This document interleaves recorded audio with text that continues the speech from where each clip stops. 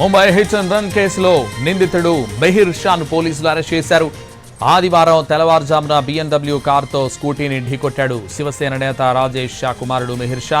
ఆ ప్రమాదంలో కావేరి నఖ్వా అనే మహిళ మృతి చెందగా ఆమె భర్త గాయపడ్డాడు. ప్రమాదం జరగగానే మెహిర్ షా పరారయ్యాడు. అతని కోసం గాలించారు పోలీసులు.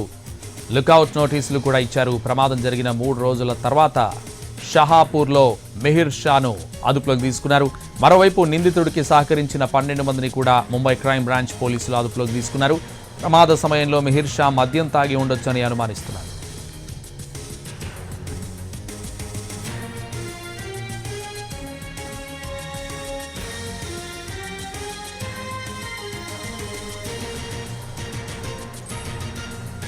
ముంబై హిట్ అండ్ రన్ కేసులో నిందితుడు మెహిర్ షాన్ పోలీసులు అరెస్ట్ చేశారు.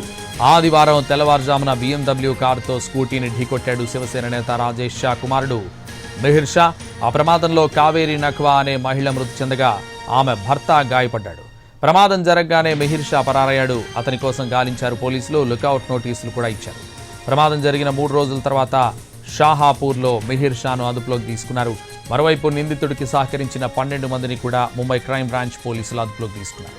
ప్రమాద సమయంలో మెహిర్ షా మద్యం తాగి ఉండొచ్చని అనుమానిస్తున్నారు.